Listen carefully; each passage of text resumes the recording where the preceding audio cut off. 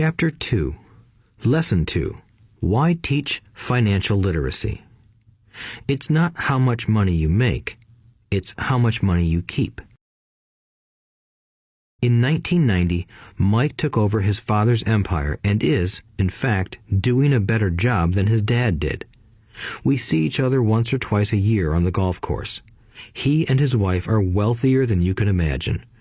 Rich Dad's empire is in great hands, and Mike is now grooming his son to take his place, as his dad had groomed us. In 1994, I retired at the age of 47, and my wife Kim was 37. Retirement does not mean not working. For us, it means that, barring unforeseen cataclysmic changes, we can work or not work, and our wealth grows automatically, staying ahead of inflation. Our assets are large enough to grow by themselves. It's like planting a tree.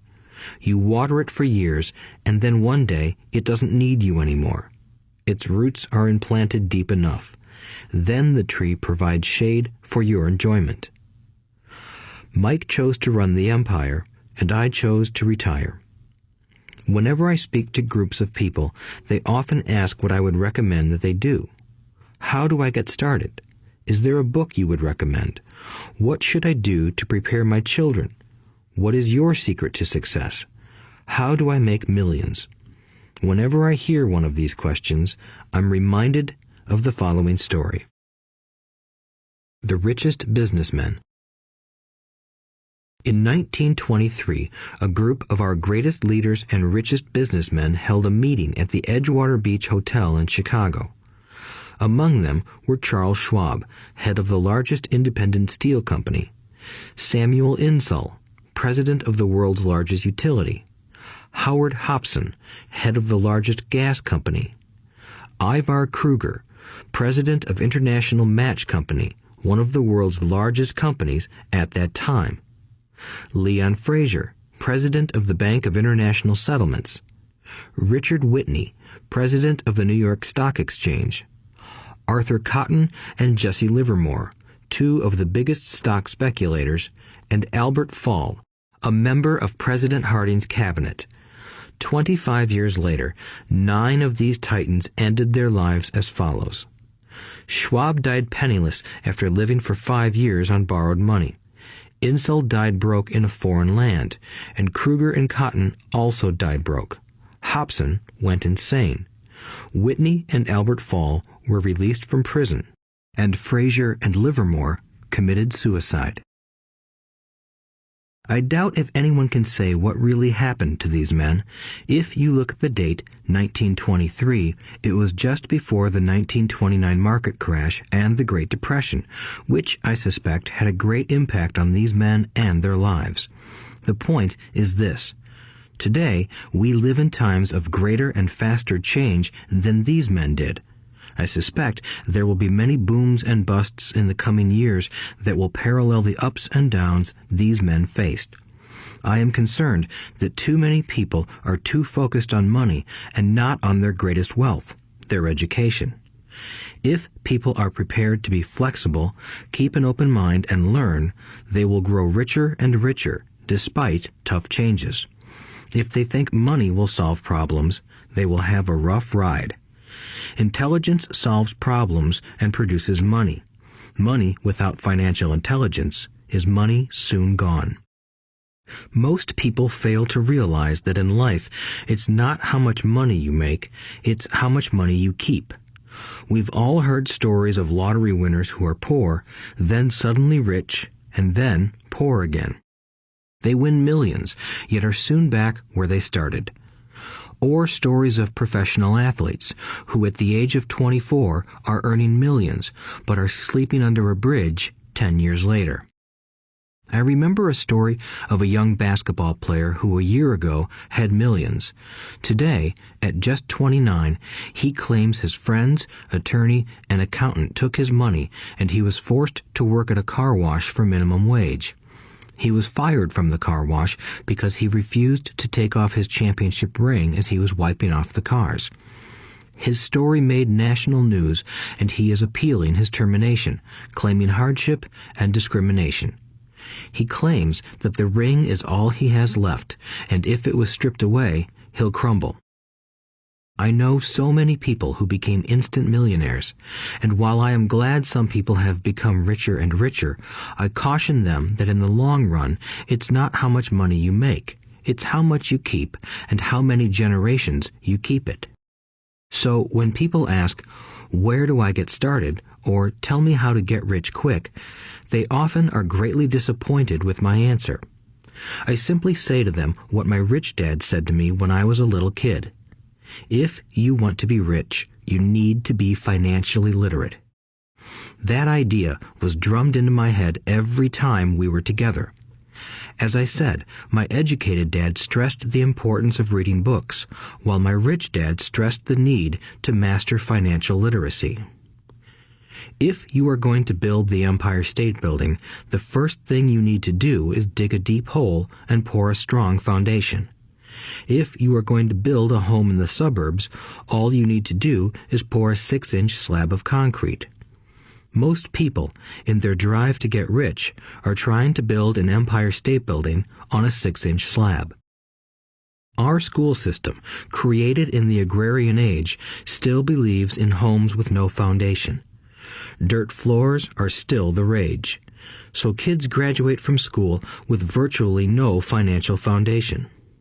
One day, sleepless and deep in debt in suburbia, living the American dream, they decide that the answer to their financial problems is to find a way to get rich quick.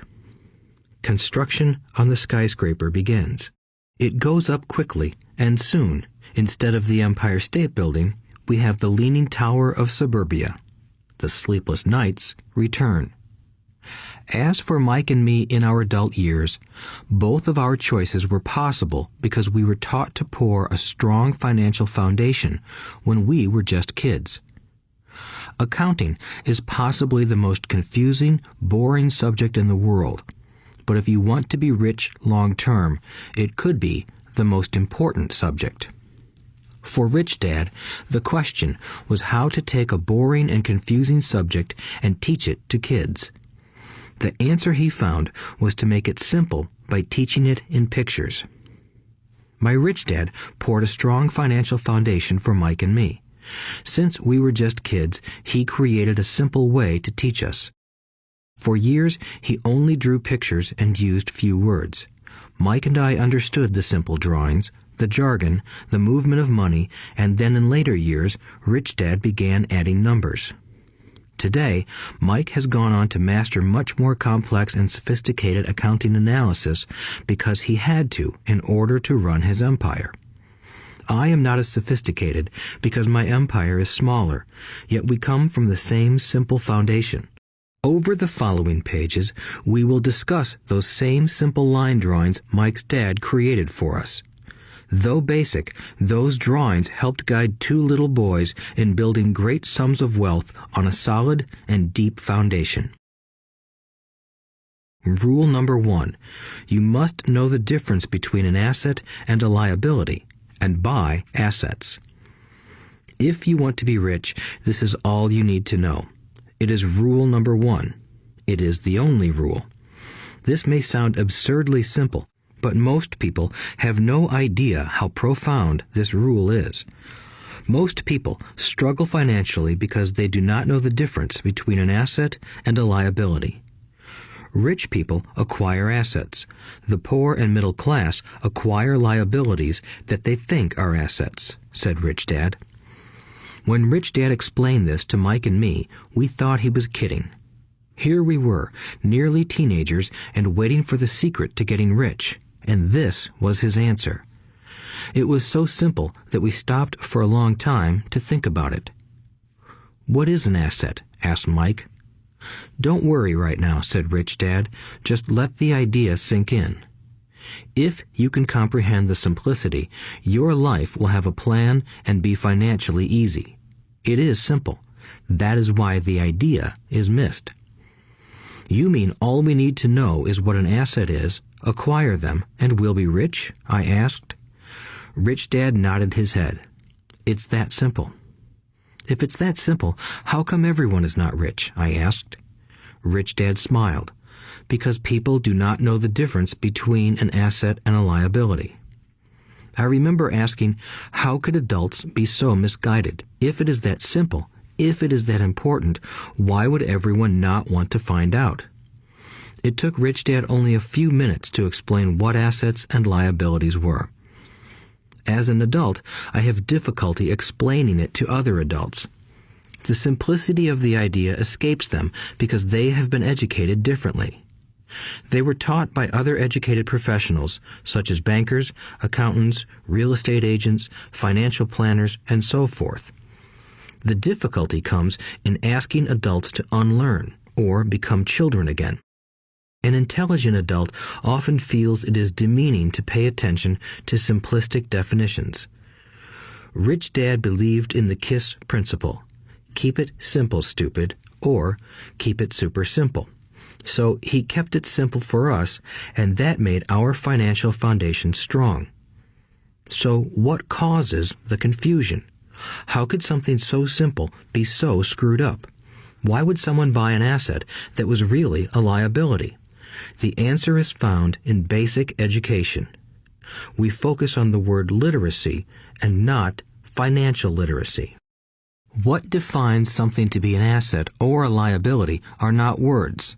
In fact, if you really want to be confused, look up the words asset and liability in the dictionary. I know the definition may sound good to a trained accountant, but for the average person, it makes no sense. But we adults are often too proud to admit that something does not make sense. To us young boys, Rich Dad said, "What defines an asset are not words, but numbers. And if you can't read the numbers, you can't tell an asset from a hole in the ground." In accounting, Rich Dad would say, it's not the numbers, but what the numbers are telling you. It's just like words.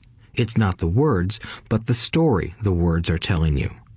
If you want to be rich, you've got to read and understand numbers. If I heard that once, I heard it 1,000 times from my rich dad. And I also heard the rich acquire assets and the poor and middle class acquire liabilities. Here is how to tell the difference between an asset and a liability.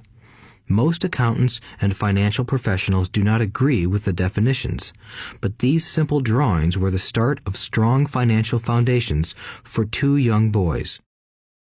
An asset is something that puts money in my pocket. A liability is something that takes money out of my pocket.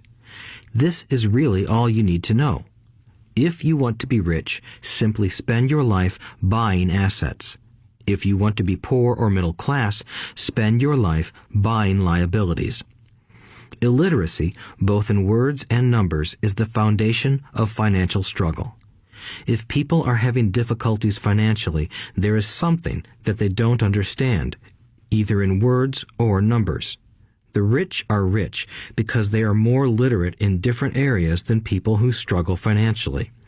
So if you want to be rich and maintain your wealth, it's important to be financially literate in words as well as numbers. Numbers alone mean little, just as words out of context mean little. It's the story that counts. In financial reporting, reading numbers is looking for the plot, the story of where the cash is flowing. In 80% of most families, the financial story paints a picture of hard work to get ahead. However, this effort is for naught because they spend their lives buying liabilities instead of assets. Everyone has living expenses, the need for food, shelter, and clothing. It is the cash flow that tells the story of how a person handles their money. The reason I started with the story of the richest men in America is to illustrate the flaw in believing that money will solve all problems. That is why I cringe whenever I hear people ask me how to get rich quicker or where they should start. I often hear, "I'm in debt, so I need to make more money." But more money will often not solve the problem. In fact, it may compound the problem. Money often makes obvious our tragic human flaws, putting a spotlight on what we don't know. That is why, all too often, a person who comes into a sudden windfall of cash, let's say an inheritance, a pay raise, or lottery winnings, soon returns to the same financial mess, if not worse than the mess they were in before. Money only accentuates the cash flow pattern running in your head. If your pattern is to spend everything you get, most likely an increase in cash will just result in an increase in spending. Thus the saying, "A fool and his money is one big party." I have said many times that we go to school to gain scholastic and professional skills, both of which are important. We learn to make money with our professional skills. In the 1960s, when I was in high school, if someone did well academically, people assumed this bright student would go on to be a medical doctor because it was the profession with the promise of the greatest financial reward. Today, doctors face financial challenges I wouldn't wish on my worst enemy. Insurance companies taking control of the business, managed health care, government intervention, and malpractice suits. Today, kids want to be famous athletes, movie stars, rock stars, beauty queens, or CEOs because that is where the fame, money, and prestige are. That is the reason it is so hard to motivate kids in school today. They know that professional success is no longer solely linked to academic success, as it once was. Because students leave school without financial skills, millions of educated people pursue their profession successfully, but later find themselves struggling financially. They work harder, but don't get ahead. What is missing from their education is not how to make money, but how to manage money. It's called financial aptitude, what you do with the money once you make it, how to keep people from taking it from you, how to keep it longer, and how to make that money work hard for you. Most people don't understand why they struggle financially because they don't understand cash flow. A person can be highly educated, professionally successful, and financially illiterate. These people often work harder than they need to because they learned how to work hard, but not how to have their money work hard for them. The story of how the quest for a financial dream turns into a financial nightmare. The classic story of hardworking people has set a pattern. Recently married, the happy, highly educated young couple moves into one of their cramped, rented apartments. Immediately, they realize that they are saving money because two can live as cheaply as one. The problem is the apartment is cramped. They decide to save money to buy their dream home so they can have kids. They now have two incomes, and they begin to focus on their careers. Their incomes begin to increase. As their incomes go up, their expenses go up as well. The number one expense for most people is taxes. Many people think it's income tax, but for most Americans, their highest tax is Social Security. As an employee, it appears as if the Social Security tax combined with the Medicare tax rate is roughly 7.5%, but it's really 15% since the employer must match the Social Security amount. In essence, it is money the employer can't pay you. On top of that, you still have to pay income tax on the amount deducted from your wages for Social Security tax. Income you never received because it went directly to Social Security through withholding. Going back to the young couple, as a result of their incomes increasing, they decide to buy the house of their dreams. Once in their house, they have a new tax called property tax. Then they buy a new car, new furniture, and new appliances to match their new house. All of a sudden, they wake up and their liabilities column is full of mortgage and credit card debt. Their liabilities go up. They're now trapped in the rat race.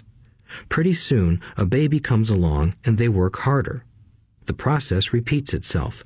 Higher incomes cause higher taxes, also called bracket creep. A credit card comes in the mail. They use it. It maxes out. A loan company calls and says their greatest asset, their home, has appreciated in value. Because their credit is so good, the company offers a bill consolidation loan and tells them the intelligent thing to do is clear off the high-interest consumer debt by paying off their credit card. And besides, interest on their home is a tax deduction. They go for it and pay off those high-interest credit cards. They breathe a sigh of relief. Their credit cards are paid off. They've now folded their consumer debt into their home mortgage. Their payments go down because they extend their debt over 30 years. It is the smart thing to do. Their neighbor calls to invite them to go shopping. The Memorial Day sale is on. They promise themselves they'll just window shop, but they take a credit card, just in case. I run into this young couple all the time. Their names change, but their financial dilemma is the same. They come to one of my talks to hear what I have to say. They ask me, "Can you tell us how to make more money?" They don't understand that their trouble is really how they choose to spend the money they do have. It is caused by financial illiteracy and not understanding the difference between an asset and a liability. More money seldom solves someone's money problems. Intelligence solves problems. There is a saying a friend of mine says over and over to people in debt. If you find you have dug yourself into a hole, stop digging. As a child, my dad often told us that the Japanese were aware of 3 powers: the power of the sword, the jewel, and the mirror. The sword symbolizes the power of weapons. America has spent trillions of dollars on weapons, and because of this is a powerful military presence in the world. The jewel symbolizes the power of money. There is some degree of truth to the saying, "Remember the golden rule. He who has the gold makes the rules." The mirror symbolizes the power of self-knowledge. This self-knowledge, according to Japanese legend, was the most treasured of the 3. All too often, the poor and middle class allow the power of money to control them. By simply getting up and working harder, failing to ask themselves if what they do makes sense, they shoot themselves in the foot as they leave for work every morning. By not fully understanding money, the vast majority of people allow its awesome power to control them. If they used the power of the mirror, they would have asked themselves, "Does this make sense?" All too often, instead of trusting their inner wisdom, that genius inside, most people follow the crowd. They do things because everybody else does them. They conform rather than question. Often, they mindlessly repeat what they have been told. Diversify. Your home is an asset. Your home is your biggest investment. You get a tax break for going into greater debt. Get a safe job. Don't make mistakes. Don't take risks. It is said that the fear of public speaking is a fear greater than death for most people.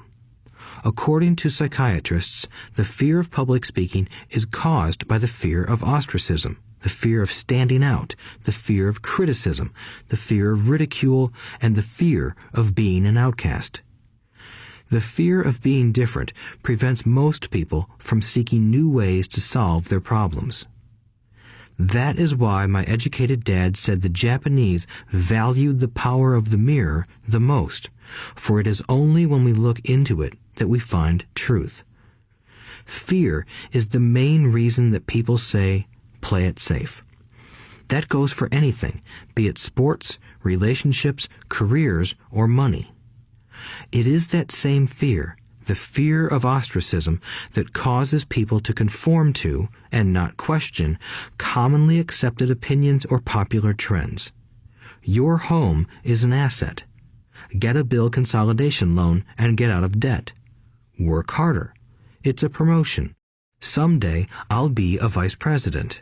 Save money. When I get a raise, I'll buy us a bigger house. Mutual funds are safe.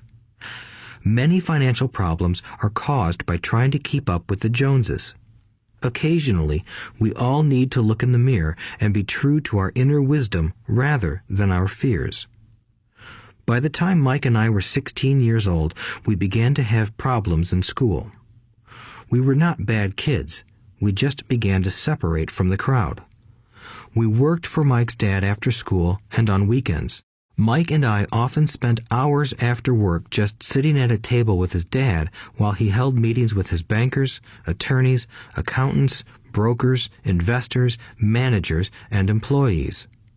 Here was a man who had left school at 13 who was now directing, instructing, ordering, and asking questions of educated people. They came at his beck and call and cringed when he didn't approve of them. Here was a man who had not gone along with the crowd. He was a man who did his own thinking and detested the words, "We have to do it this way because that's the way everyone else does it." He also hated the word can't. If you wanted him to do something, just say, "I don't think you can do it." Mike and I learned more sitting in on his meetings than we did in all our years of school, college included. Mike's dad was not book smart, but he was financially educated and successful as a result. He told us over and over again, an intelligent person hires people who are more intelligent than he is. So Mike and I had the benefit of spending hours listening to and learning from intelligent people. But because of this, Mike and I couldn't go along with the standard dogma our teachers preached, and that caused problems. Whenever the teacher said, "If you don't get good grades, you won't do well in the real world," Mike and I just raised our eyebrows. When we were told to follow set procedures and not deviate from the rules, we could see how school discouraged creativity. We started to understand why our rich dad told us that schools were designed to produce good employees instead of employers. Occasionally, Mike or I would ask our teachers how what we studied was applicable to the real world, or why we never studied money and how it worked. To the latter question, we often got the answer that money was not important, that if we excelled in our education, the money would follow. The more we knew about the power of money, the more distant we grew from the teachers and our classmates. My highly educated dad never pressured me about my grades, but we did begin to argue about money. By the time I was 16, I probably had a far better foundation with money than both my parents. I could keep books, I listened to tax accountants, corporate attorneys, bankers, real estate brokers, investors, and so forth. By contrast, my dad talked to other teachers. One day, my dad told me that our home was his greatest investment. A not-too-pleasant argument took place when I showed him why I thought a house was not a good investment. I showed him the ancillary expenses that went along with owning the home. A bigger home meant bigger expenses, and the cash flow kept going out through the expense column. Today, people still challenge me on the idea of a house not being an asset. I know that for many people, it is their dream as well as their largest investment. And owning your own home is better than nothing. I simply offer an alternative way of looking at this popular dogma. If my wife and I were to buy a bigger, flashier house, we realize it wouldn't be an asset. It would be a liability since it would take money out of our pocket. So here is the argument I put forth. I really don't expect most people to agree with it because your home is an emotional thing, and when it comes to money, high emotions tend to lower financial intelligence. I know from personal experience that money has a way of making every decision emotional. 1. When it comes to houses, most people work all their lives paying for a home they never own. In other words, most people buy a new house every few years, each time incurring a new 30-year loan to pay off the previous one. 2. Even though people receive a tax deduction for interest on mortgage payments, they pay for all their other expenses with after-tax dollars, even after they pay off their mortgage. 3. My wife's parents were shocked when the property taxes on their home increased to $1,000 a month. This was after they had retired, so the increase put a strain on their retirement budget and they felt forced to move. 4. Houses do not always go up in value. I have friends who owe $1 million for a home that today would sell for far less. 5. The greatest losses of all are those from missed opportunities. If all your money is tied up in your house, you may be forced to work harder because your money continues blowing out of the expense column instead of adding to the asset column, the classic middle-class cash flow pattern. If a young couple would put more money into their asset column early on, their later years would be easier. Their assets would have grown and would be available to help cover expenses. All too often, a house only serves as a vehicle for incurring a home equity loan to pay for mounting expenses. In summary, the end result in making a decision to own a house that is too expensive in lieu of starting an investment portfolio impacts an individual in at least the following 3 ways. 1. Loss of time during which other assets could have grown in value. 2. Loss of additional capital which could have been invested instead of paying for high-maintenance expenses related directly to the home. 3. Loss of education. Too often, people count their house and savings and retirement plans as all they have in their asset column. Because they have no money to invest, they simply don't invest. This costs them investment experience. Most never become what the investment world calls a sophisticated investor. And the best investments are usually first sold to sophisticated investors, who then turn around and sell them to the people playing it safe. I am not saying don't buy a house. What I'm saying is that you should understand the difference between an asset and a liability. When I want a bigger house, I first buy assets that will generate the cash flow to pay for the house. My educated dad's personal financial statement best demonstrates the life of someone caught in the rat race. His expenses match his income, never allowing him enough left over to invest in assets. As a result, his liabilities are larger than his assets. Why the rich get richer. A review of my rich dad's financial statement shows why the rich get richer. The asset column generates more than enough income to cover expenses, with the balance reinvested into the asset column. The asset column continues to grow, and therefore the income it produces grows with it. The result is that the rich get richer. Why the middle class struggle? The middle class finds itself in a constant state of financial struggle. Their primary income is through their salary. As their wages increase, so do their taxes. Their expenses tend to increase in proportion to their salary increase, hence the phrase, the rat race. They treat their home as their primary asset instead of investing in income-producing assets. This pattern of treating your home as an investment and the philosophy that a pay raise means you can buy a larger home or spend more is the foundation of today's debt-ridden society. Increased spending throws families into greater debt and into more financial uncertainty, even though they may be advancing in their jobs and receiving raises on a regular basis. This is high-risk living caused by weak financial education. The massive loss of jobs in recent times proves how shaky the middle class really is financially. Company pension plans are being replaced by 401k plans. Social Security is obviously in trouble and can't be relied upon as a source for retirement.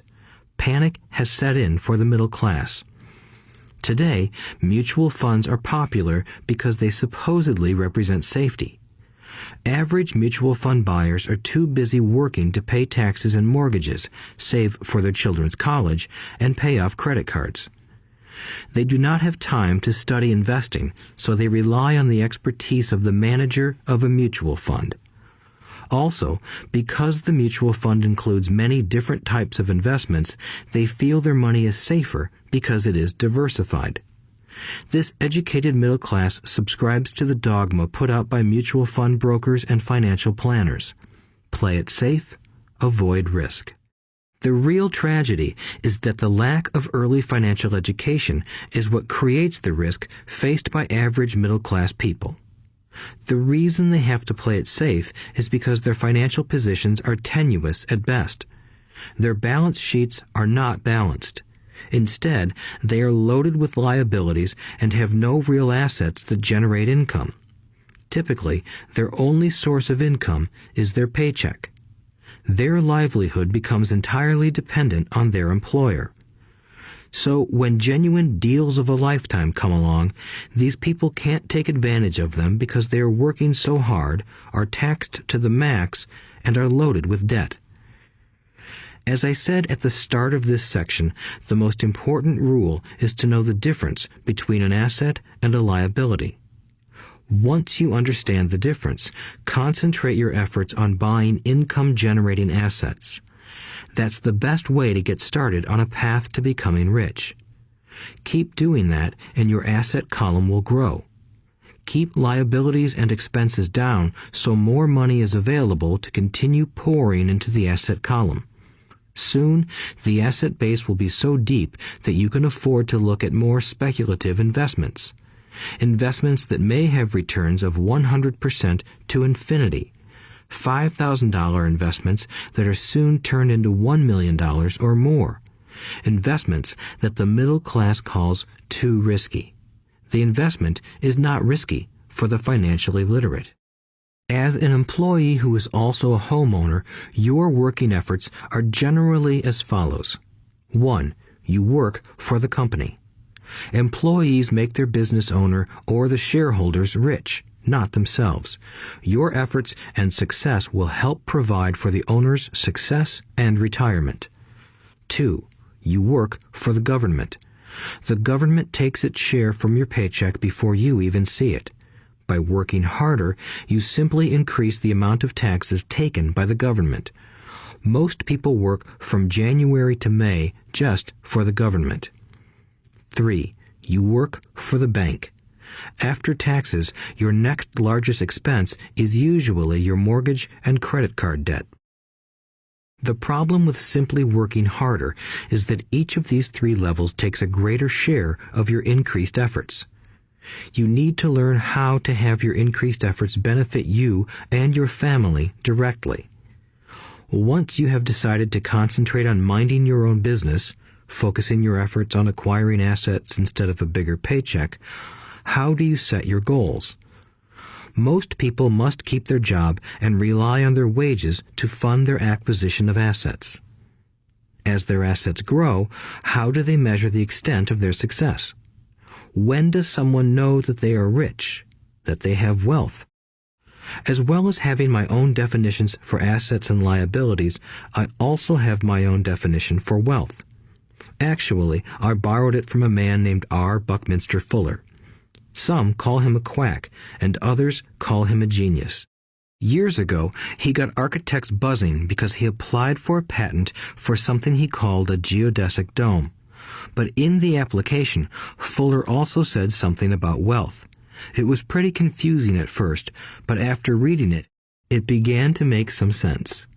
Wealth is a person's ability to survive so many number of days forward, or, if I stopped working today, how long could I survive? Unlike net worth, the difference between your assets and liabilities, which is often filled with a person's expensive junk and opinions of what things are worth, this definition creates the possibility for developing a truly accurate measurement. I could now measure and know where I was in terms of my goal to become financially independent. Although net worth often includes non-cash producing assets, like stuff you bought that now sits in your garage, wealth measures how much money your money is making and, therefore, your financial survivability. Wealth is the measure of the cash flow from the asset column compared with the expense column. Let's use an example. Let's say I have cash flow from my asset column of $1,000 a month, and I have monthly expenses of $2,000 a month. What is my wealth? Let's go back to Buckminster Fuller's definition. Using his definition, how many days forward can I survive? Assuming a 30-day month, I have enough cash flow for half a month. When I achieve $2,000 a month cash flow from my assets, then I will be wealthy. So, while I'm not yet rich, I am wealthy. I now have income generated from assets each month that fully cover my monthly expenses. If I want to increase my expenses, I first must increase my cash flow to maintain this level of wealth. Also note that it is at this point that I'm no longer dependent on my wages. I have focused on and been successful in building an asset column that has made me financially independent. If I quit my job today, I would be able to cover my monthly expenses with the cash flow from my assets. My next goal would be to have the excess cash flow from my assets reinvested into the asset column. The more money that goes into my asset column, the more my asset column grows.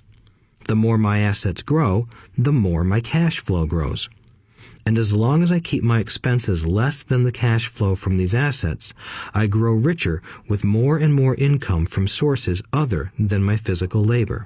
As this reinvestment process continues, I am well on my way to becoming rich. Just remember this simple observation. The rich buy assets. The poor only have expenses.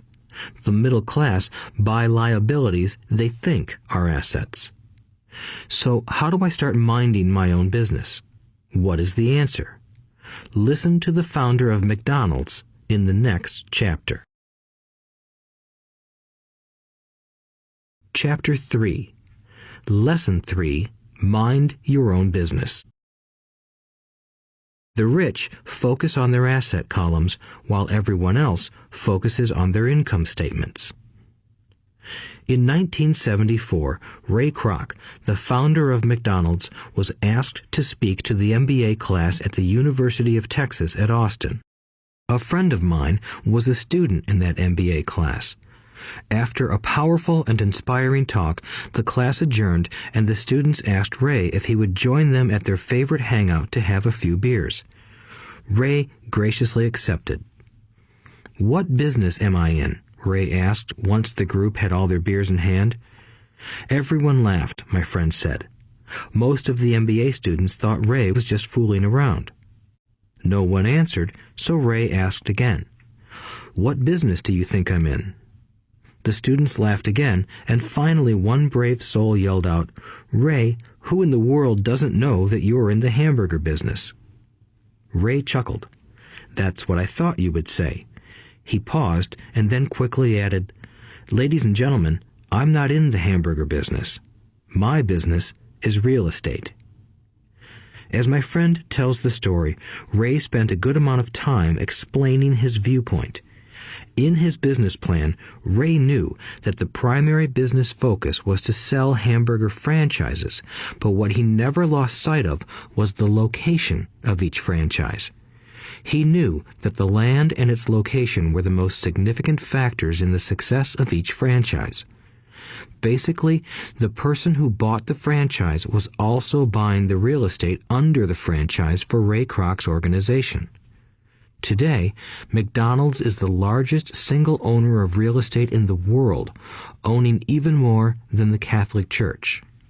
McDonald's owns some of the most valuable intersections and street corners in America and around the globe. My friend considers this as one of the most important lessons in his life. Today, he owns car washes, but his business is the real estate under those car washes. The previous chapter presented that most people work for everyone but themselves. They work first for the owners of the company, then for the government through taxes, and finally for the bank that owns their mortgage.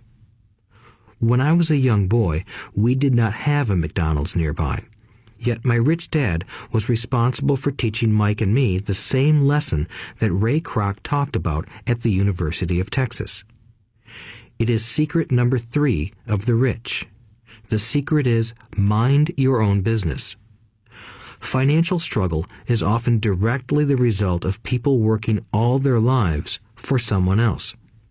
Many people will simply have nothing at the end of their working days to show for their efforts.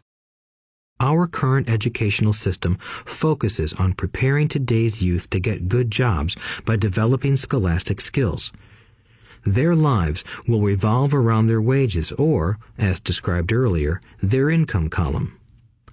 Many will study further to become engineers, scientists, cooks, police officers, artists, writers, and so on. These professional skills allow them to enter the workforce and work for money. But there is a big difference between your profession and your business. Often I ask people, "What is your business?" And they will say, "Oh, I'm a banker." Then I ask them if they own the bank, and they usually respond, "No, I work there." In that instance, they have confused their profession with their business. Their profession may be a banker, but they still need their own business. A problem with school is that you often become what you study. So if you study cooking, you become a chef. If you study the law, you become an attorney. And a study of auto mechanics makes you a mechanic. The mistake in becoming what you study is that too many people forget to mind their own business. They spend their lives minding someone else's business and making that person rich. To become financially secure, a person needs to mind their own business. Your business revolves around your asset column, not your income column. As stated earlier, the number one rule is to know the difference between an asset and a liability and to buy assets. The rich focus on their asset columns, while everyone else focuses on their income statements. That is why we hear so often, "I need a raise. If only I had a promotion.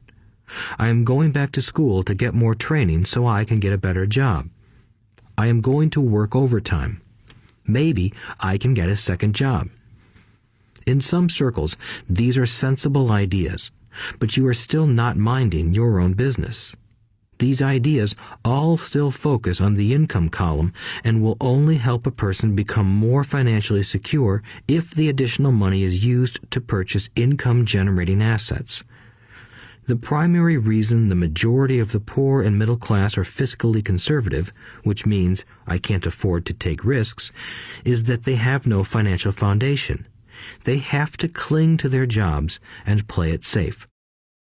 When downsizing became the in thing to do, millions of workers found out their largest so-called asset, their home, was eating them alive. Their asset was costing them money every month. Their car, another asset, was eating them alive. The golf clubs in the garage that cost $1,000 were not worth $1,000 anymore. Without job security, they had nothing to fall back on. What they thought were assets could not help them survive in a time of financial crisis. I assume most of us have filled out a credit application to buy a house or a car. It's always interesting to look at the net worth section because of what accepted banking and accounting practices allow a person to count as assets. One day when I wanted a loan, my financial position did not look too good. So I added my new golf clubs, my art collection, books, electronics, Armani suits, wristwatches, shoes, and other personal effects to boost the number in the asset column. But I was turned down because I had too much investment real estate. The loan committee didn't like that I made so much money from rent. They wanted to know why I did not have a normal job with a salary. They did not question the Armani suits, golf clubs, or art collection. Life is sometimes tough when you do not fit the standard profile. I cringe every time I hear someone say to me that their net worth is $1 million or $100,000 or whatever. One of the main reasons net worth is not accurate is simply because the moment you begin selling your assets, you are taxed for any gains. So many people have put themselves in deep financial trouble when they run short of income. To raise cash, they sell their assets, but their personal assets can generally be sold for only a fraction of the value that is listed on their personal balance sheet. Or, if there is a gain on the sale of the assets, they are taxed on the gain. So again, the government takes its share, thus reducing the amount available to help them out of debt. That is why I say someone's net worth is often worth less than they think.